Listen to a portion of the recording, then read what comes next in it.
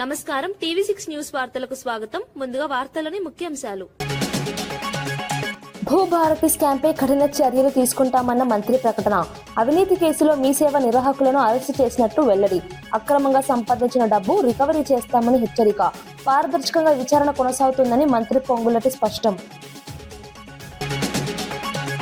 Visakha steel plant పై కేంద్రాన్ని నిలదీసిన Sharmila. Private కంపెనీలకు రాయితీలు స్టీల్ ప్లాంట్ కు ఎందుకని ప్రశ్న. ప్లాంట్ పరిరక్షణపై కేంద్రం తక్షణ చర్యలు తీసుకోవాలని డిమాండ్. కార్మికుల భవిష్యత్తుపై ఆందోళన వ్యక్తం చేసిన షర్మిల.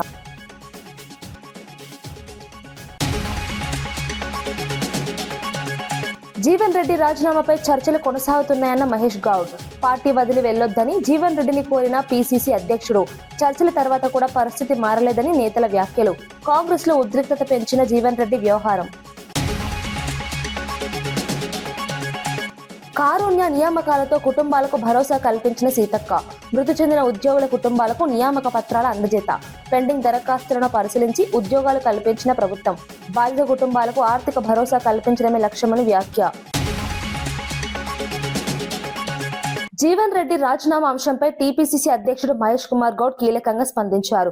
జీవన్ రెడ్డిని కలిసి పార్టీ వదిలి వెళ్లొద్దని విజ్ఞప్తి చేసినట్టు తెలిపారు. 2023 ఎన్నికల తర్వాత జరిగిన పరిణామాలతో ఇబ్బందులు ఎదురయ్యాయని జీవన్ రెడ్డి వెల్లడించినట్లు చెప్పారు. కార్యకర్తల సూచనల మేరకే ఈ నిర్ణయం తీసుకున్నానని ఆయన పేర్కొన్నట్లు తెలిపారు. రాజీనామా చేయకుండా ఉండాలని ఆశతో వెళ్లినా పరిస్థితి మారలేదని చెప్పారు. సమావేశం అనంతరం జీవన్ రెడ్డి బయటకు వచ్చి రేపటి సమావేశం యథావిధిగా జరుగుతుందని ప్రకటించారు. ఈ పరిణామం కాంగ్రెస్ లో ఉద్రిక్తతను పెంచింది. నేతల మధ్య చర్చలు కొనసాగుతున్నాయి. పరిస్థితి ఎలా మారుతుందో ఆసక్తి నెలకొంది. రాజకీయంగా కీలక పరిణామంగా మారింది. కొన్నిసార్లు కొన్ని నిర్ణయాలు రాజకీయంగా తీసుకున్నప్పుడు కొన్ని ఇబ్బందులు వస్తూ ఉంటాయి. దాంట్లో భాగంగానే జీవన్ రెడ్డి గారు కూడా ఇబ్బంది పడ్డారు. రాజీనామా చేయరనే ఆశతో నేను పోతా ఉన్నాను. దివ్యాంగుల సమస్యలపై కేటీఆర్ స్పందించారు. అసెంబ్లీ బయట ఆయన్ను కలిసిన దివ్యాంగులు తమ సమస్యలను వివరించారు. ఎన్నికల ముందు ఇచ్చిన 6,000 రూపాయల పెన్షన్ హామీని ప్రభుత్వం నెరవేర్చలేదని ఆయన విమర్శించారు. ప్రస్తుత పెన్షన్లు కూడా సకాలంలో అందడం లేదని అన్నారు. దివ్యాంగుల సంక్షేమాన్ని ప్రభుత్వం నిర్లక్ష్యం చేస్తుందని ధ్వజమెత్తారు. రేపు ఇందిరా పార్క్ వద్ద చేపట్టే నిరసన దీక్షకు బీఆర్ఎస్ పూర్తి మద్దతు ప్రకటించారు. దివ్యాంగుల హక్కుల కోసం పోరాటం కొనసాగుతుందని తెలిపారు. ప్రభుత్వం వెంటనే స్పందించాలని డిమాండ్ చేశారు. ఈ అంశం రాజకీయంగా ప్రాధాన్యత సంతరించుకుంది. చదువుల విషయంలో కానీ చాలా వాగ్దానాలు వారి అభయహస్తం మేనిఫెస్టోలో చాలా వివరంగా ఇచ్చారు. అవన్నీ కూడా ఇవాళ మా సోదరుల దగ్గర చాలా వివరంగా వారి ఫోన్లలో వారి మనసుల్లో ముద్రించుకొని పోయి ఇవాళ నిజానికి శారీరకంగా తెల్లారి లేస్తే అవస్థలు పడే దివ్యాంగులు వారు కోరుతున్నది ప్రత్యేకంగా కొత్తగా ఏమీ లేదు. కాంగ్రెస్ ఇచ్చిన హామీలు నిలబెట్టుకోవాలని, కాంగ్రెస్ పార్టీగా ఇచ్చిన హామీలు వెంటనే అమలు చేయాలని వారి వాళ్ళ అసెంబ్లీలోకి నిజానికి రావాలని ప్రయత్నం చేశారు. నేను అడిగాను, అసెంబ్లీలో లోపలికి రానియండి, మా లెజిస్లేచర్ పార్టీ ఆఫీసులో కలుద్దాము, వారు బయట రోడ్ల మీద కలవడం కరెక్ట్ కాదు. కానీ వీళ్ళందరూ వస్తే మాకేదో ఇబ్బంది అవుతుంది, వాళ్ళు వద్దు అని చెప్పి పాసులు కూడా ఇవ్వకుండా సతాయిస్తే ఇక్కడ నడి రోడ్డు మీద వారందరినీ ఇక్కడ కలవాల్సిన దుస్థితి ఈ రాష్ట్రంలో ఈరోజు ఉంది. దివ్యాంగుల గురించి ఆనాడు కల్లబొల్లి కబుర్లు చెప్పి ఓట్లు పొంది ఇవాళ గద్దెనెక్కిన కాంగ్రెస్ పార్టీని మేము ఈ బడ్జెట్ సెషన్లో శాసనసభలో కూడా నిలదీస్తాము, అడుగుతాం. 6,000 పెన్షన్ ఎందుకు ఇంకా ఇవ్వట్లేదు? పక్క రాష్ట్రంలో 6,000 పెన్షన్ ఇస్తున్నారు. మరి మీరు గద్దెనెక్కిన 3వ బడ్జెట్ ఇది, అంటే 60% సమయం అయిపోయిన తర్వాత కూడా ఎందుకు ఇంకా డబ్బులు కేటాయించట్లేదు? నిలదీస్తాము. దాంతోపాటు దివ్యాంగుల గతంలో మేము డబుల్ బెడ్రూమ్ ఇల్లు ఇచ్చి ఆదుకునే ప్రయత్నం చేశాం. ప్రతి దానిలో కోటా పెట్టి వారిని ఆదుకునే ప్రయత్నం చేశాము. భవిష్యత్తులో ఇంకా ఎక్కువ చేస్తాము. కానీ ఈరోజు ఈ ప్రభుత్వాన్ని మాత్రం వారికి ఇచ్చిన హామీలు, ముఖ్యంగా దివ్యాంగ సోదరులకు సోదరీమణులకు ఇచ్చిన హామీలు అమలు చేసేదాకా వదిలిపెట్టం. రేపు ఇందిరా పార్క్ దగ్గర కూడా వారు రిలే నిరాహార దీక్షలకు పిలుపునిచ్చారు. దానికి కూడా మా మద్దతు ఉంటుంది. మా పార్టీ నాయకులు కూడా హాజరవుతాం. తప్పకుండా దాన్ని కూడా మరి విజయవంతం చేయాల్సిందిగా రాష్ట్రంలోని దివ్యాంగ సోదరులకు కూడా విజ్ఞప్తి చేస్తూ ప్రభుత్వం వెంటనే కళ్ళు తెరిచి మరి ముందుకు వచ్చి వారికి ఇచ్చిన హామీలు అమలు చేయాలని చెప్పి డిమాండ్ చేస్తాం.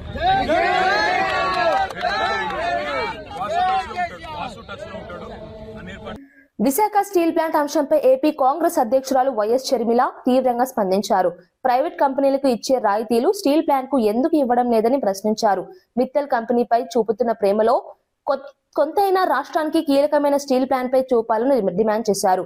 సొంత గనులు కేటాయించకుండా సైల్లో విలీనం చేయకుండా కేంద్రం రాష్ట్ర ప్రభుత్వాలు అన్యాయం చేస్తున్నాయని ఆరోపించారు. ప్లాంట్ను కాపాడేందుకు తక్షణ చర్యలు తీసుకోవాలని కోరారు.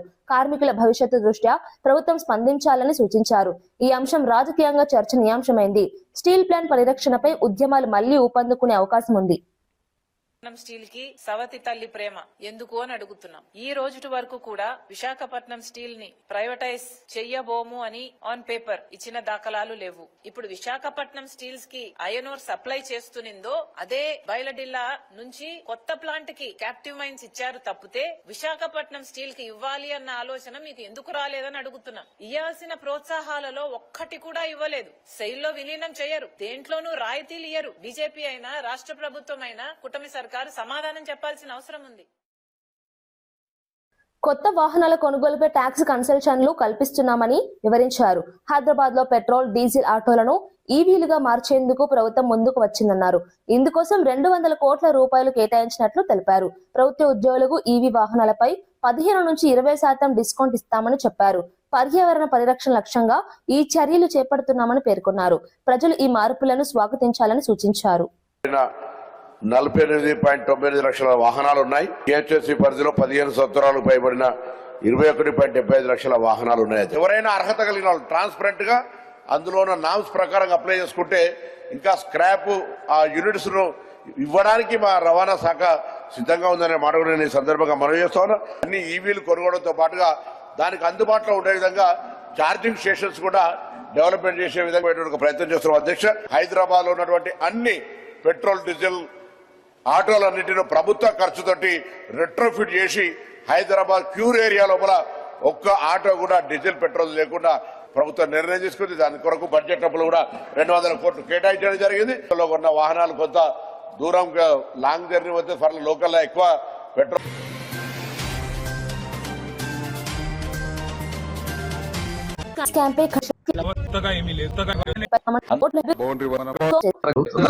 చెప్పారు కాబట్టి దాని మీద ఈ ప్రెస్ మీట్ పెట్టడం జరిగింది. ఓకే, ఇప్పుడు ఏదన్నా ఎక్కడన్నా సరే యాదాద్రి భువనగిరి జిల్లాలో భూభారతి స్కామ్ జరిగినట్లు మంత్రి పొంగులేటి శ్రీనివాస్ రెడ్డి తెలిపారు. అసెంబ్లీలో ఈ విషయాన్ని స్పష్టం చేస్తూ ఇప్పటికీ కమిటీ ఏర్పాటు చేసినట్లు చెప్పారు.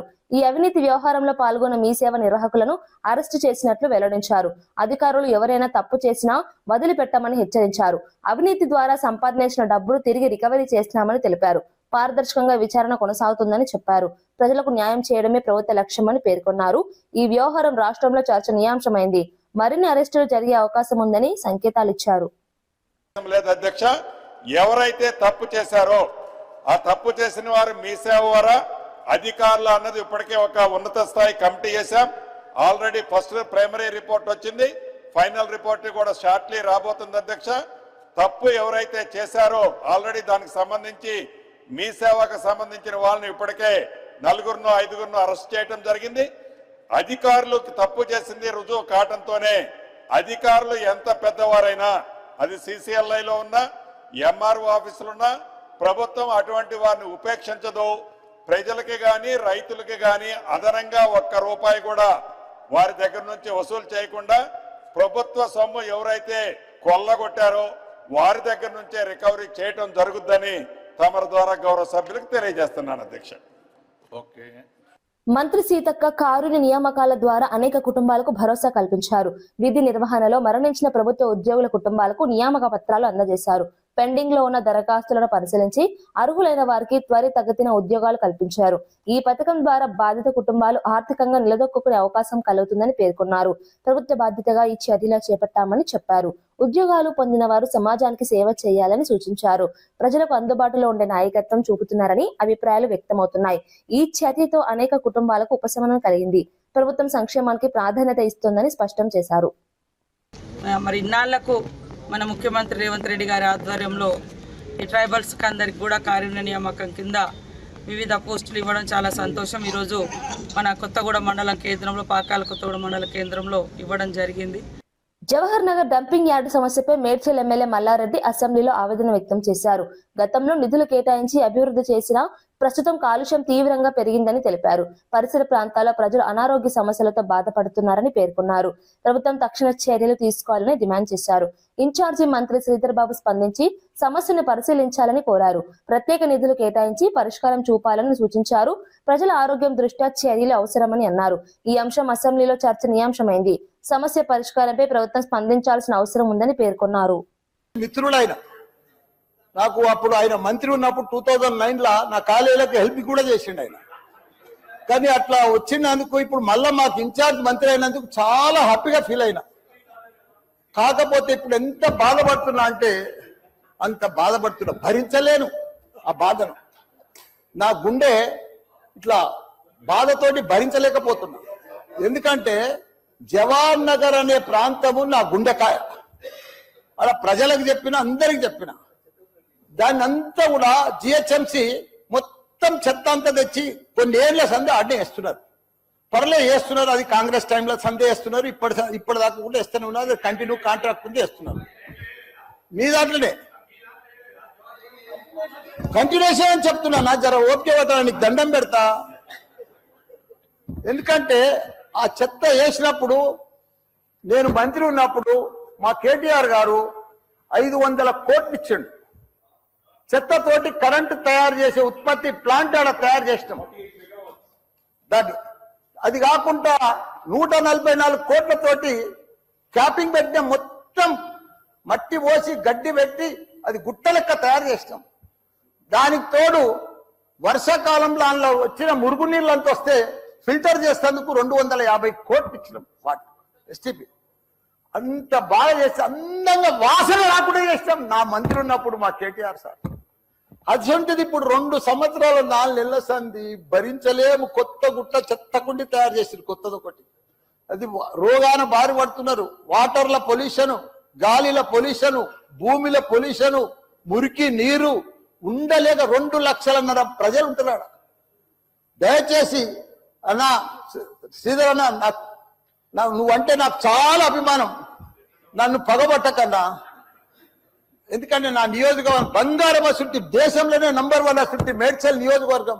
దాన్ని తుకుడలు అచలం కుతలం చేసేది. దాన్ని ఇప్పుడు దాన్ని 61 గ్రామాలు ఉండే, 3 మున్సిపాలిటీ కార్పొరేషన్లు ఉండే, 7 మున్సిపాలిటీ ఉండే. దాన్ని తీసుకుపోయి మొత్తం జిహెచ్ఎంసీ చేసిరు. ఇప్పుడు 16 వార్డులు చేసిరు. దాన్ని ఒక మోరీలు లేవు, రోడ్లు లేవు, డ్రైనేజీలు లేవు, కరెంట్ స్తంభాలు లేవు, ఏమీ లేదు. ఇంకా మామూలు గ్రామాలే ఉన్నాయి, పెంకిటిల్లే ఉన్నాయి.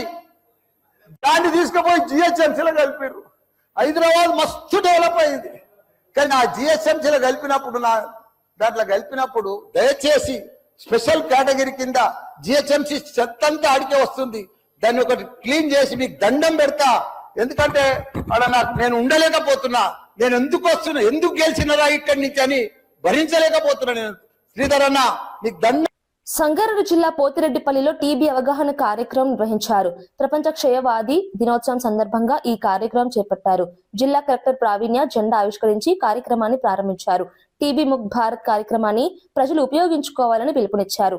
అవగాహన పెంచితేనే వ్యాధిని పూర్తిగా నిర్మూలించవచ్చని తెలిపారు. కార్యక్రమంలో వైద్య సిబ్బంది, ఆశా వర్కర్లు, విద్యార్థులు పాల్గొన్నారు. నివారణపై నినాదాలతో ప్రజల్లో చైతన్యం కల్పించారు. ఆరోగ్యంపై శ్రద్ధ అవసరమని సూచించారు. సమాజం మొత్తం కలిసి పనిచేస్తే టీబీ నిర్మూలన సాధ్యమని తెలిపారు. కార్యక్రమాన్ని మా హెల్త్ సెంటర్ దగ్గర ఏర్పాటు చేసి ఇక్కడ మా గ్రామంలోని ప్రజలలో కూడా అవేర్నెస్ తీసుకురావడానికి సంబంధించి మంచి విషయాలు ఇక్కడ డాక్టర్స్ గారు చెప్పడం జరిగింది. ఇవే విషయాలు మన స్థానికంగా ఉన్న హెల్త్ సెంటర్ లో పనిచేసే వాళ్ళ స్టాఫ్ అందరూ కూడా విలేజ్ లో డోర్ టు డోర్ మీరు క్యాంపెయిన్ చేస్తారు కాబట్టి వారందరికీ కూడా పర్సనల్ గా కలుసుకుంటూ ఎవరైనా సిమ్టమ్స్ ఎక్కువగా ఉంటే మీరు వెంటనే మన దగ్గర స్కానర్ ఇక్కడ మన దగ్గర పెట్టారు కాబట్టి మిషన్ 5-6 రోజులు ఇక్కడనే ఉంటుందని చెప్పి మేడం గారు కూడా చెప్పడం జరిగింది.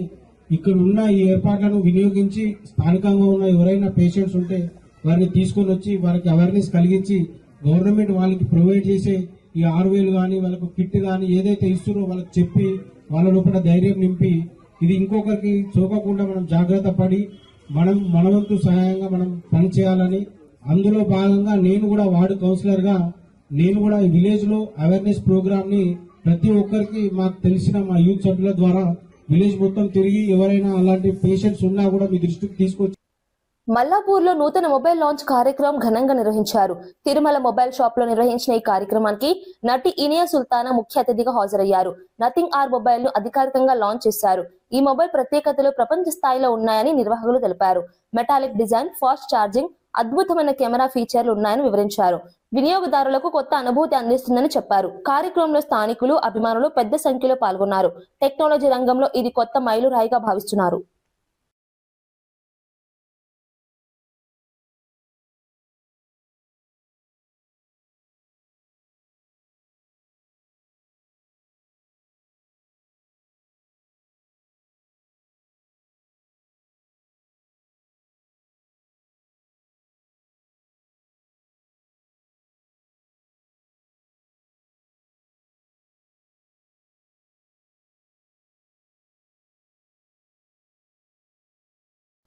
కాంగ్రెస్ సీనియర్ నేత జీవన్ రెడ్డి చర్చల తర్వాత కూడా సమస్య పరిష్కారం కాలేదని తెలిపారు.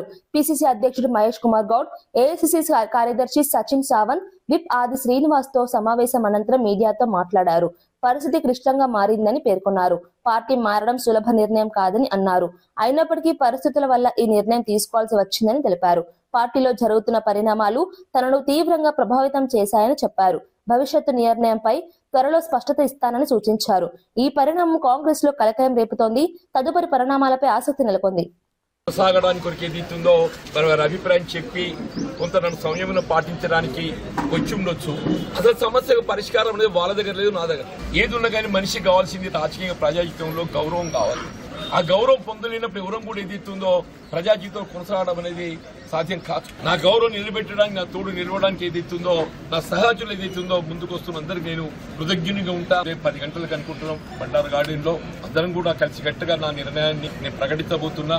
ఈ 4 దేశాల మీదకి అందించినటువంటి ఒక సహకారాలు కలిసి ప్రయాణం ఏదైతుందో కొనసాగాలి, దానికి తోడు మీరు నిలవాలని చెప్పని నేను మనస్ఫూర్తిగా కోరుకుంటున్నా.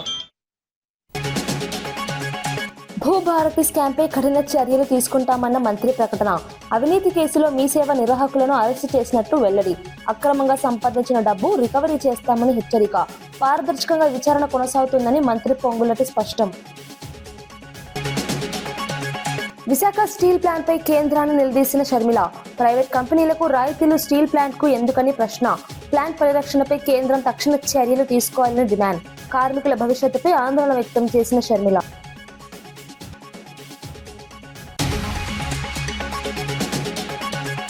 జీవన్ రెడ్డి రాజీనామాపై చర్చలు కొనసాగుతున్నాయన్న మహేష్ గౌడ్. పార్టీ వదిలి వెళ్లొద్దని జీవన్ రెడ్డిని కోరిన పిసిసి అధ్యక్షుడు. చర్చల తర్వాత కూడా పరిస్థితి మారలేదని నేతల వ్యాఖ్యలు. కాంగ్రెస్ లో ఉద్రిక్తత పెంచిన జీవన్ రెడ్డి వ్యవహారం. కారుణ్య నియామకాలతో కుటుంబాలకు భరోసా కల్పించిన సీతక్క. మృతి చెందిన ఉద్యోగుల కుటుంబాలకు నియామక పత్రాల అందజేత. పెండింగ్ దరఖాస్తులను పరిశీలించి ఉద్యోగాలు కల్పించిన ప్రభుత్వం. బాధిత కుటుంబాలకు ఆర్థిక భరోసా కల్పించడమే లక్ష్యమని వ్యాఖ్య. ఇవి ఈనాటి వార్తా విశేషాలు. మరో బులెటిన్ లో మళ్ళీ కలుద్దాం. నమస్కారం.